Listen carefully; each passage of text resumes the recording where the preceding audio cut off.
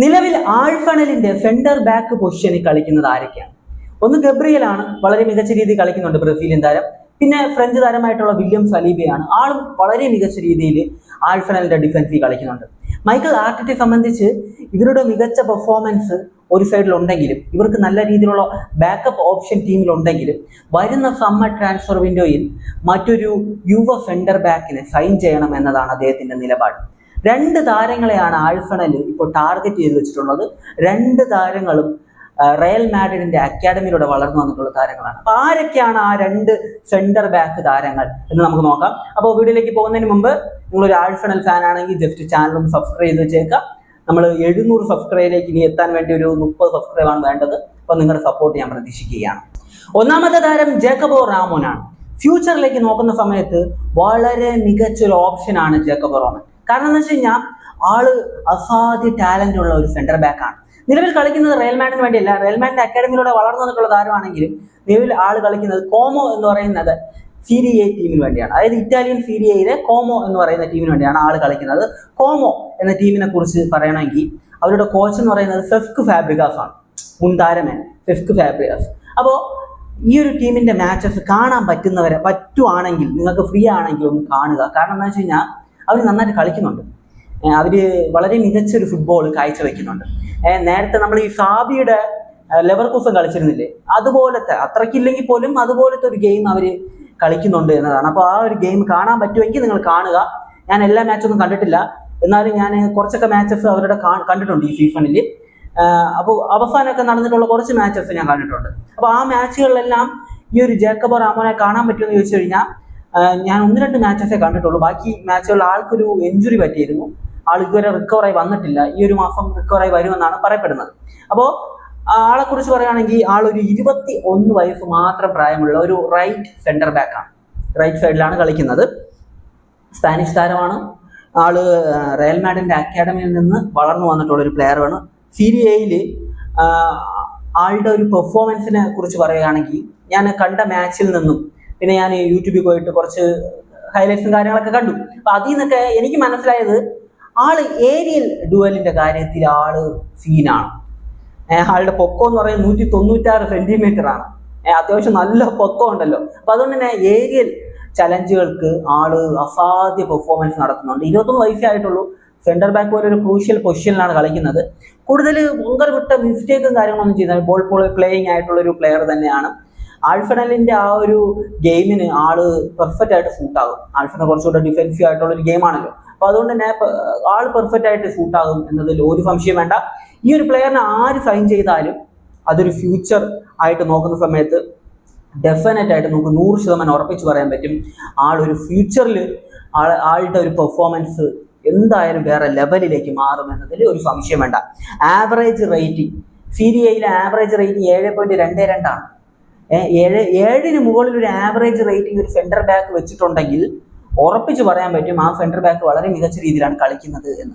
സാധാരണ centre back പൊസിഷനിൽ ഇപ്പോൾ ഒരു മാച്ചിൽ 8ഓ 9ഓ റേറ്റിംഗ് ലഭിക്കണമെങ്കിൽ ഒരു ഗോളൊക്കെ അടിക്കണം. അല്ലാത്ത പക്ഷം ആ ഒരു റേറ്റിംഗ് വരത്തില്ല. എത്ര മികച്ച രീതിയിൽ കളിച്ചാൽ പോലും അങ്ങനത്തെ റേറ്റിംഗ് വരൂല. സാധാരണ ഒരു ആവറേജ് ആയിട്ട് കളിച്ചാൽ പോലും 6, 6.5 ആ ഒരു ലെവലിൽ നിൽക്കത്തുള്ളൂ. അപ്പോൾ 7.22 എന്ന് പറയുന്നത് അത്യാവശ്യം നല്ലൊരു റേറ്റിംഗ് ആണ്. നിങ്ങൾ വേണമെങ്കിൽ സ്റ്റാർ ആയിട്ടുള്ള സെന്റർ ബാക്ക് പ്ലേയേഴ്സിന്റെ ആവറേജ് റേറ്റിംഗ് ഒന്ന് ചെക്ക് ചെയ്താൽ മതി, നിങ്ങൾക്ക് മനസ്സിലാക്കാൻ പറ്റും ഞാൻ പറയുന്ന കാര്യം. ഈ ഒരു സീസണിലെ മാച്ചസിന്റെ കാര്യം വന്നു കഴിഞ്ഞാൽ എല്ലാ കോമ്പറ്റീഷനിൽ നിന്നും 30 മത്സരങ്ങൾ ഈ സീസണിൽ ആൾ കളിച്ചിട്ടുണ്ട്. 2 ഗോളും ആള് സ്കോർ ചെയ്തിട്ടുണ്ട് എന്നതാണ്. കോമോയ്ക്ക് വേണ്ടി ആള് സീരി എയിൽ അതായത് ആ സീരി എയിൽ ആദ്യ 11ൽ കളിച്ചിട്ടുള്ള മാച്ചസിലെല്ലാം മൊത്തത്തിൽ നിന്ന് 11 ക്ലീൻ ഷീറ്റുകളാണ് ആള് സ്വന്തമാക്കിയിട്ടുള്ളത്. മൊത്തം അതായത് സീരി എയിൽ ആദ്യ 11ൽ കളിച്ച മത്സരങ്ങളിൽ നിന്ന് 11 ക്ലീൻ ഷീറ്റുകൾ. അത് ഒരു നല്ല സ്റ്റാറ്റ്സ് ആയിട്ടാണ് എനിക്ക് ഫീൽ ചെയ്യുന്നത്. കാരണം 21 വയസ്സേ ഉള്ളൂ. ക്ലീൻ ഷീറ്റ് നേടുക എന്ന് പറയുന്നത് ഈ ഒരു പ്ലെയറിന്റെ മാത്രം മികവല്ല. എന്നാലും ആള് കളിച്ചിരുന്ന മത്സരങ്ങളാണ് കൂടുതൽ ക്ലീൻ ഷീറ്റ് കോമോ എന്ന ടീം സ്വന്തമാക്കിയിട്ടുള്ളത് എന്നതാണ്. പിന്നെ നമ്മൾ എടുത്തു പറയേണ്ട ചില കാര്യം എന്താ വെച്ച് കഴിഞ്ഞാൽ പാസിംഗ് ആക്യുറസി അത് വളരെ മികച്ചതാണ്. 85ന് മുകളിൽ പാസിംഗ് ആക്യുറസി ഉണ്ട്. 94% കംപ്ലീറ്റ് പാസുകൾ ആൾ ഈ സീസണിൽ ചെയ്തിട്ടുണ്ട്. 94% കംപ്ലീറ്റ് പാസസ്. അതായത് മിസ്റ്റേക്കുകൾ വളരെ വളരെ ചുരുക്കം മാത്രമാണ് ആൾ ചെയ്തിട്ടുള്ളത് എന്നതാണ്. 21 വയസ്സേ ഉള്ളൂ അല്ലേ. അപ്പോൾ അതുകൊണ്ട് തന്നെ സാധാരണ ഈ ചെറിയ പ്രായത്തിൽ സെന്റർ ബാക്ക് പോലൊരു ക്രൂഷ്യൽ പൊസിഷനിൽ മിസ്റ്റേക്കുകൾ ചെയ്യുക എന്ന് പറയുന്നത് കോമൺ ആണ്. അത് പക്ഷേ ആള് കുറവാണ് അത് ചെയ്യുന്ന ഒരു കാര്യം നോക്കുന്ന സമയത്ത്. പിന്നെ ആളുടെ കോൺട്രാക്റ്റിന്റെ കാര്യത്തിലേക്ക് വരുമ്പോൾ കഴിഞ്ഞ 2025 ജൂൺ 31 ആൾ കോമോയിലേക്ക് പോകുന്നത്. ഒരു 5 വർഷത്തെ ഡീലാണ്. 2030 ജൂൺ 30 വരെയുള്ളൊരു ഡീലുമായിട്ടാണ് ആള് ഈ കോമോ എന്ന് പറയുന്ന ടീമിലേക്ക് പോയിട്ടുള്ളത്. 5 വർഷത്തെ കോൺട്രാക്റ്റ്. 5 വർഷത്തെ കോൺട്രാക്റ്റിന് വേണ്ടി കോമോ എന്ന് പറയുന്ന ടീം ചെലവാക്കിയിട്ടുള്ളത് 2.5 മില്യൺ യൂറോസ് ആണ്. ഇനി ഇദ്ദേഹത്തിന്റെ ആ ഒരു ട്രാൻസ്ഫറിൽ ഒരു ചെറിയ ഒരു ക്ലോസ് കൂടിയുണ്ട്. എന്താണെന്ന് വെച്ച് കഴിഞ്ഞാൽ ഈ 2.5 കൊടുത്തു, 2.5 മില്യൺ കൊടുത്താണ് വാങ്ങിയിട്ടുള്ളത്. പിന്നെ ആള് നല്ല പെർഫോം ചെയ്ത് കഴിഞ്ഞാൽ ഒരു എമൗണ്ട് റയൽ മാഡ്രിഡിന് കൊടുക്കണം കോമോ എന്നതൊരു ക്ലോസ് ആയിട്ട് വെച്ചിട്ടുണ്ട്. പിന്നെ ഒരു ബൈ ബാക്ക് ഓപ്ഷനും ഇതിൽ വെച്ചിട്ടുണ്ട് എന്നതാണ്. അതായത് ആൾ മികച്ച പെർഫോമൻസ് നടത്തുവാണെങ്കിൽ റയൽ മാഡ്രിഡിന് തിരിച്ച് ആളെ വാങ്ങാൻ പറ്റും എന്നൊരു ക്ലോസ് കൂടിയുണ്ട്. 2006 സമ്മർ ട്രാൻസ്ഫർ വിൻഡോ, അതായത് വരുന്ന സമ്മർ ട്രാൻസ്ഫർ വിൻഡോയിലാണെങ്കിൽ 8 മില്യൺ യൂറോസ് കൊടുത്തുകൊണ്ട് താരത്തെ വാങ്ങാൻ പറ്റും. 2027 സമ്മർ ട്രാൻസ്ഫർ വിൻഡോയിലാണെങ്കിൽ 9 മില്യൺ യൂറോസ് കൊടുത്തിട്ട് താരത്തെ വാങ്ങാൻ പറ്റും. 2028 സമ്മർ ട്രാൻസ്ഫർ വിൻഡോയിലാണെങ്കിൽ റയൽ മാഡ്രിഡിന് 10 മില്യൺ കൊടുത്തുകൊണ്ട് താരത്തെ വാങ്ങാൻ പറ്റും. എന്നാൽ റയൽ മാഡ്രിഡ് നിലവിലെ സിറ്റുവേഷൻ വെച്ച് നോക്കുന്ന സമയത്ത് താരത്തെ തിരിച്ചെടുക്കാനുള്ള സാധ്യത വളരെ കുറവാണ്. കാരണം എന്താണെന്ന് വെച്ച് കഴിഞ്ഞാൽ ഓൾറെഡി ഡാൻ ഹ്യൂസിനെ പോലെ ഒരു സെന്റർ ബാക്ക് ഉണ്ട്. അത് മാത്രമല്ല റയൽ നോക്കുന്നത് ഒരു കുറച്ചുകൂടി എക്സ്പീരിയൻസ്ഡ് ആയിട്ടുള്ള ഒരു സെന്റർ ബാക്കിനെയാണ്. അതുകൊണ്ട് തന്നെ ആൾക്ക് വേണ്ടി റയൽ പോകത്തില്ല എന്നാണ് പ്രമുഖ മാധ്യമങ്ങളെല്ലാം റിപ്പോർട്ട് ചെയ്തിട്ടുള്ളത്. നമ്മൾ goal.com എന്നാണ് ഈ ഒരു റിപ്പോർട്ട് തന്നെ എടുത്തിട്ടുള്ളത്. അപ്പോൾ നിങ്ങൾക്ക് വേണമെങ്കിൽ ചെക്ക് ചെയ്യാം. കാരണം എന്താണെന്ന് വെച്ച് കഴിഞ്ഞാൽ ഇപ്പോൾ അവസാനിട്ട വീഡിയോസിലൊക്കെ ചില ആളുകൾ പറഞ്ഞിട്ടുണ്ടായിരുന്നു സോൾസ് പറയാത്തത് എന്താണ്. സോൾസ് പറഞ്ഞു കഴിഞ്ഞാൽ വീഡിയോയുടെ ലെന്ത് കൂടും എന്നതുകൊണ്ടാണ് ഞാൻ അത് അവോയ്ഡ് ചെയ്യുന്നത്. കാരണം 4-5 പ്ലേയേഴ്സിനെ കുറിച്ച് പറയുമ്പോൾ ഇത് 4-5 മീഡിയയിൽ നിന്ന് ഞാൻ എടുത്തതായിരിക്കും. അപ്പോൾ അതെല്ലാം കൂടെ ഞാൻ പറയാൻ നിന്ന് കഴിഞ്ഞാൽ അതിന് തന്നെ ഒരു 1.5 മിനിറ്റ് പോകും. അപ്പോൾ അതുകൊണ്ടാണ് ഞാൻ അത് പറയാൻ നിൽക്കാത്തത്. പക്ഷേ ഇതിലിപ്പോൾ 2 പ്ലേയേഴ്സല്ലേ ഉള്ളൂ, അതുകൊണ്ട് തന്നെ പറയാൻ പറ്റും. ഈ 2 പ്ലേയേഴ്സിന്റെ ഈ ഒരു വാർത്ത എന്ന് പറയുന്നത് goal.com നൽകിയിട്ടുള്ള വാർത്തയാണ്.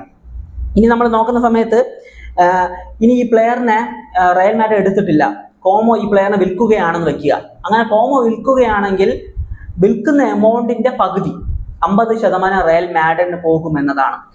ആളെ കുറിച്ച് പറയുകയാണെങ്കിൽ ആള് വളരെ മികച്ച സോളിഡ് ആയിട്ടുള്ള ഒരു പ്ലെയർ ആണ്.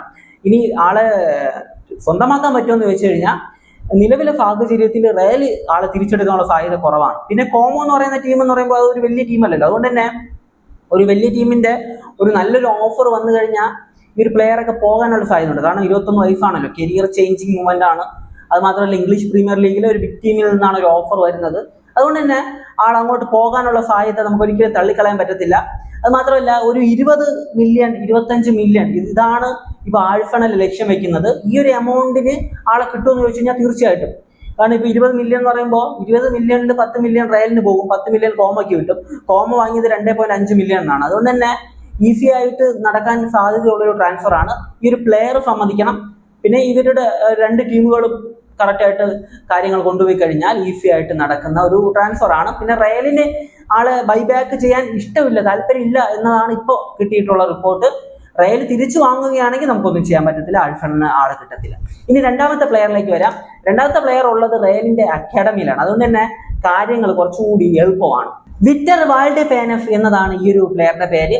സെയിം ക്വാളിറ്റിയാണ്, അതായത് ഏരിയൽ ബോളുകളിൽ ആൾ കുറച്ചുകൂടി നന്നായിട്ട് കളിക്കുന്ന ഒരു പ്ലെയർ ആണ് എന്നതാണ് അറിയാൻ കഴിഞ്ഞിട്ടുള്ളത്. ആൾക്ക് 182 സെന്റിമീറ്റർ പൊക്കം ഉണ്ടെന്നാണ് പറയപ്പെടുന്നത്. 19 വയസ്സ് മാത്രമാണ് പ്രായമുള്ളത് കേട്ടോ. അത് മാത്രമല്ല സെന്റർ ബാക്ക് മാത്രമല്ല, ലെഫ്റ്റ് ബാക്ക് ആയിട്ട് ആൾക്ക് കളിക്കാൻ പറ്റും.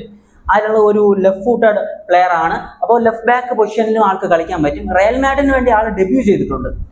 റയൽ മാഡ്രിഡിന് വേണ്ടി റയൽ ഡിസംബറിൽ കളിച്ചിട്ടുള്ള അലാവസിനെതിരെയുള്ള മത്സരത്തിൽ 78 മിനിറ്റോളം ആൾ കളിച്ചിട്ടുണ്ട്.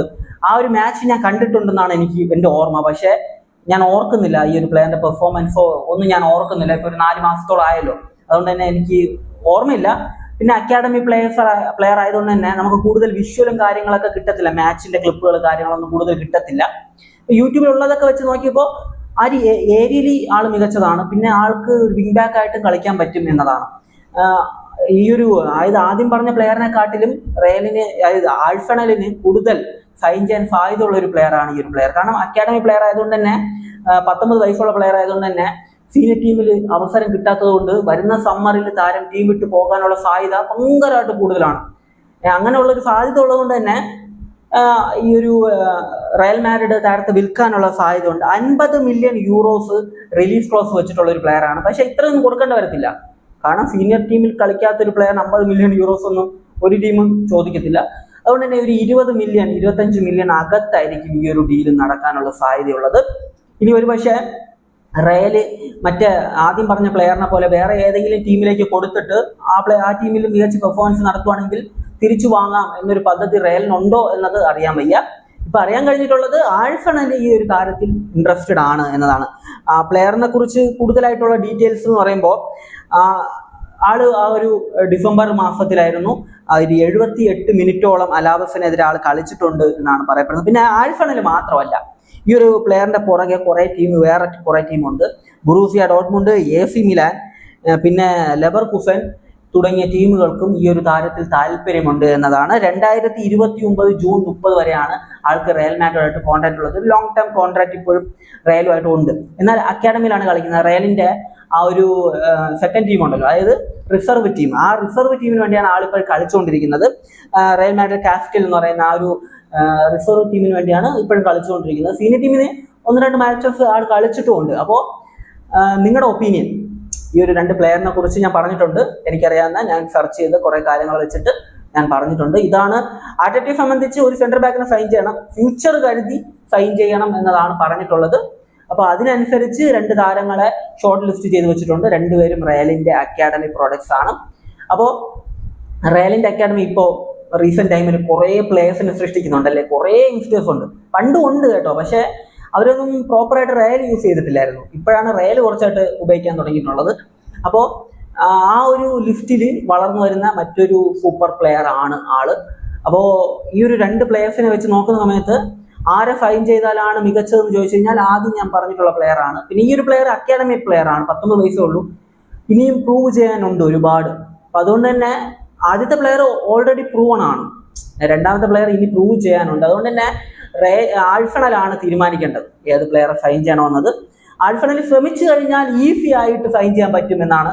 ഈ 2 പ്ലെയറിനെ സൈൻ ചെയ്യുന്നല്ല, ഏതെങ്കിലും ഒരാളെ സൈൻ ചെയ്യണം എന്നാണ് പറഞ്ഞിട്ടുള്ളത്. അപ്പോൾ നിങ്ങളൊരു ആഴ്സണൽ ഫാൻ ആണെങ്കിൽ നിങ്ങൾ നിങ്ങളുടെ ഒപ്പീനിയൻ പറയുക. എന്തെന്ന് വെച്ച് കഴിഞ്ഞാൽ അതിൽ ഇപ്പോൾ എന്തെങ്കിലും ഒരു കാര്യം ഉണ്ടെങ്കിൽ ഞാൻ അതിനെക്കുറിച്ച് സംസാരിക്കാം, ഇല്ലെങ്കിൽ അതിന് റിപ്ലൈ തരാം. അപ്പോൾ നിങ്ങളുടെ ഒപ്പീനിയൻ എന്താണെങ്കിലും കമന്റ് ബിലോ. മറ്റൊരു വീഡിയോ കാണുന്നതായിരിക്കും. ബൈ ബൈ വിത്ത് ഫുട്ടേൽ.